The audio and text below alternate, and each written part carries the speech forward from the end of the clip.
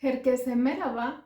Hace ya un tiempo, no sé si os acordáis, os grabé un vídeo en el que os enseñaba parte de mis posesiones de Turquía y me fui de aquel vídeo con la promesa de que iba a grabar otro y yo lo iba a completar. Así que hoy es el día, poneros cómodos.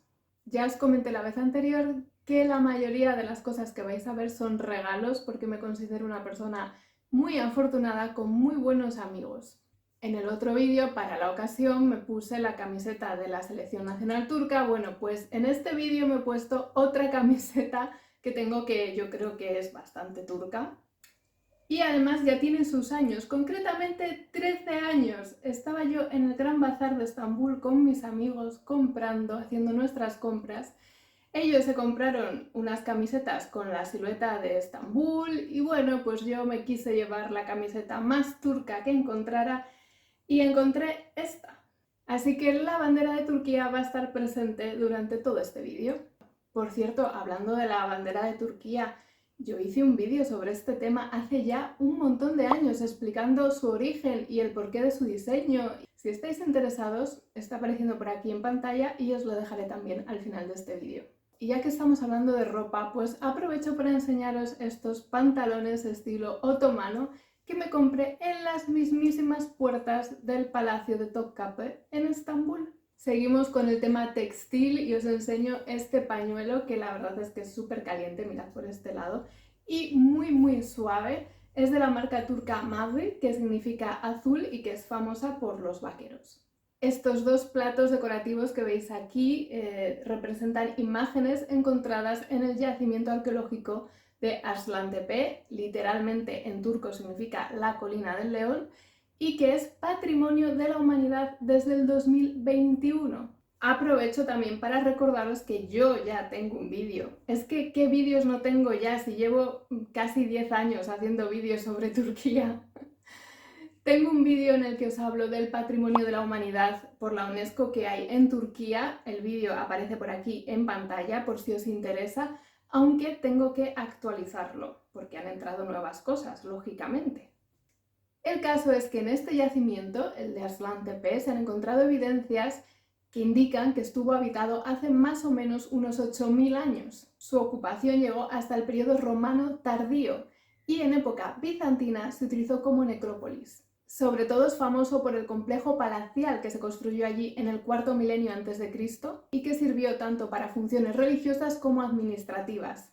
Hoy en día sabemos que este palacio acabó siendo destruido. Y bueno, en este yacimiento se han encontrado figuras pintadas en ocre muy variadas en las paredes, en la cerámica, en los sellos. Por supuesto, hay muchos leones, como estamos viendo en este plato. De hecho, también hay estatuas de leones. El león ha sido a lo largo del tiempo un símbolo de poder. Y bueno, pues de ahí que el yacimiento se llame Arslantepe, la colina del león. Esta otra imagen que estáis viendo aquí pertenece al mural que os estoy enseñando ahora mismo en pantalla, en donde se ve una escena en la que dos toros conducidos por un cochero probablemente tiraban de un arado. Cambiando totalmente de tema, pasamos a esto otro que representa dos de las figuras principales del teatro de las sombras turco, que son Karagöz y Hacivat. La verdad es que es muy chulo porque se pueden poner velas detrás, encenderlas y la idea es que se proyecten las sombras como el teatro de las sombras real. En su momento hice también su vídeo correspondiente y si no lo conocéis pues ya estáis tardando porque esto también es patrimonio de la humanidad por la UNESCO. Fijaos también su importancia, así que no os voy a dar más detalles sobre el teatro de las sombras, vosotros vais y veis el vídeo que me lo trabajé en su momento. Y ya que os he enseñado eso, aprovecho para enseñaros esto otro. Y está evidentemente relacionado porque esto sería el títere con el que se llevaría a cabo el teatro de las sombras. Así lo podéis ver mejor y os hacéis una idea. Aunque estoy haciendo un poco de trampas. En realidad este personaje que os acabo de enseñar pertenece a la versión griega del teatro de las sombras turco, de Karagöz, que en griego se llama Karayosis. Sabemos que Grecia y Turquía comparten mucha trayectoria cultural e histórica y este es un ejemplo más de todo ello. Concretamente estáis viendo al personaje de Fatme, que es la hermosa hija del visir o del bajá, A veces aparece en las historias con un papel sumiso y otras veces más rebelde. Ahora os voy a enseñar la mezquita azul, que para mí, junto con la mezquita nueva de Estambul, son mis dos mezquitas favoritas del mundo. Creo que es preciosa y aunque admiro profundamente la historia que tiene Santa Sofía a sus espaldas y la valoro muchísimo, para mí la mezquita azul la gana en belleza. Así que por lo que a mí respecta, la mezquita azul cumplió su objetivo porque precisamente se construyó con la intención de rivalizar con la belleza de Santa Sofía. Casi se me olvidaba enseñaros estos imanes que, como buena turista, por supuesto que tengo. No podían faltar los gatos, como veis. Y mirad esta bolsa de tela que me es súper práctica, la uso muchísimo y ¿qué más quiero si viene de Estambul? Quiero también enseñaros esta colonia de limón, quizá os sorprenda mucho, pero en Turquía es un producto que se usa muchísimo y es muy común. Yo creo que está en la gran mayoría de casas turcas, de hecho. Se suele aplicar en las manos para refrescarse y para desinfectarlas, y también se ofrece a los invitados cuando llegan a casa. Es de muy buena educación. Y que no se me olvide enseñaros estos dos puzzles 3D, supongo que los reconocéis, representan cada uno de ellos a dos torres muy famosas e icónicas de Estambul. Y las dos torres tienen sus leyendas. Una es la Torre de Gálata, desde la cual supuestamente César Fenchelevi se lanzó en el siglo XVII con unas alas fabricadas por él mismo y consiguió volar más de 3 kilómetros hasta el otro lado. La otra es la Torre de la Doncella o la Torre de Leandro, y se llama así porque la leyenda cuenta que ahí se encerró a una princesa que estaba condenada a morir por la picadura de una serpiente, según lo que había dicho un oráculo. Eligieron ese lugar porque, como la torre estaba en medio del Bósforo, pues pensaron que era un lugar seguro. Spoiler, no estuvo segura. Bueno, es que incluso existe una leyenda más que habla de que la Torre de Gálata estaba enamorada de la Torre de la Doncella, pero la Torre de la Doncella nunca le hizo caso, nunca se dio cuenta porque estaba demasiado entretenida viendo pasar los barcos por el Bósforo. Y tenéis que conocer esta otra leyenda sí o sí, porque es muy importante que la sepáis si vais a Estambul, para que toméis medidas. La leyenda dice que con la persona con la que subas arriba de la Torre de Gálata será la persona con la que vayas a pasar el resto de tu vida. No sé si os habéis dado cuenta de los pendientes que llevo en este vídeo, pero también os los quería enseñar. La primera vez que fui a Estambul me compré estos pendientes, me acuerdo perfectamente, en un puesto justo a la entrada de la tumba de Mahmud II. Bueno, más bien del cementerio que hay allí. Años después volví a Estambul y volví a comprar estos otros pendientes también en el mismo lugar y al mismo hombre. No son los únicos pendientes que tengo. Estos otros me encantan porque llevan escrita una palabra que es una palabra que a mí me parece preciosa. Yo creo que probablemente mi palabra favorita en turco. La palabra es kismet, que tiene un significado muy bonito. El significado os lo conté en un vídeo que hice hace unos años, que está apareciendo aquí en pantalla, y en aquel vídeo llevaba puestos aquellos pendientes y os preguntaba si podíais adivinar cuál de todas las palabras que salían en el vídeo eran las que yo tenía en mis orejas. Y la mayoría no lo adivinaron, la mayoría apostaron por otras palabras como gönül, pero no, la palabra que yo llevaba era kismet, así que bueno, años después pues se resuelve aquel acertijo. También quiero enseñaros así de manera un poco rápida, porque no sé si el vídeo se me está alargando muchísimo, estas otras cosas, por ejemplo esta pulsera, como veis, llena de ojos turcos, y también este anillo que le hizo un amigo en cuero y que también lleva el ojo turco.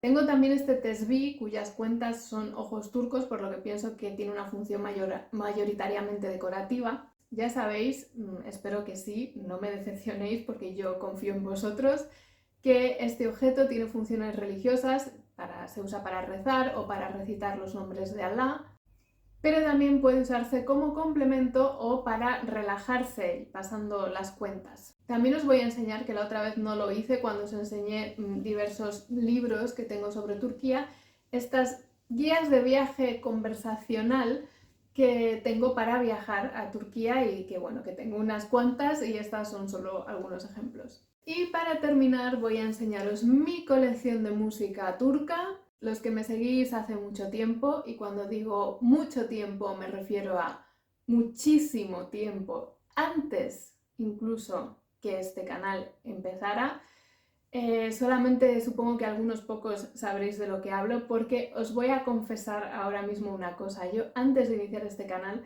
tenía otro canal en el que traducía canciones turcas al castellano y principalmente canciones de Tarkan al castellano.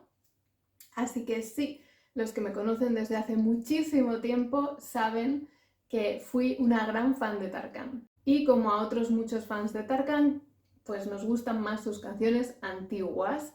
El primer CD que me compré de Tarkan fue Dudu, también fue en el Gran Bazar de Estambul, y después de este vinieron todos los demás. Inciso en este tema de la música para contaros que precisamente porque me gustaba Tarkan me compré también este DVD de Hércules de Disney en turco.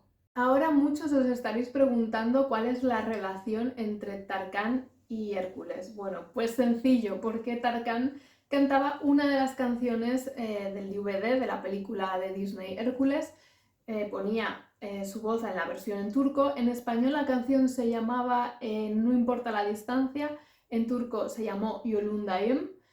Y creo que la verdad es que no recuerdo si cantaba más canciones o solo cantaba esa. Y también me quiere sonar que le ponía su voz al Hércules adulto, pero tampoco estoy del todo segura. Si me conocéis bien, pues también sabréis que me encanta Barış Akarsu y su voz. Es un cantante de rock turco que lamentablemente falleció de manera muy temprana, tenía 28 años y una carrera prometedora por delante. Y yo, bueno, pues no puedo hacer otra cosa que tener sus discos. Y el resto de discos que tengo son de otros grupos que también me gustan. No es un secreto porque os lo cuento, yo creo que casi todas las veces en las que hablo de música turca, aunque aquí no aparezcan todos los cantantes que me gustan, porque me gustan más de los discos que tengo. Hace ya además bastante tiempo que no compro música física, pero bueno, estoy bastante orgullosa de mi colección. Y ya despido el vídeo aquí. Espero que os haya gustado esta colección de objetos de Turquía parte 2. Me podéis dejar en los comentarios lo que más os haya gustado de todo lo que os he enseñado o las cosas que vosotros tenéis. Eso sí, que no se os olvide ir a ver los vídeos que están apareciendo ahora por pantalla porque complementan a este. Es la parte 1 de mis otros objetos y otros souvenirs que traje de Turquía en mi último viaje. Yo me despido hasta el siguiente vídeo en el que espero veros a todos y que no me falléis.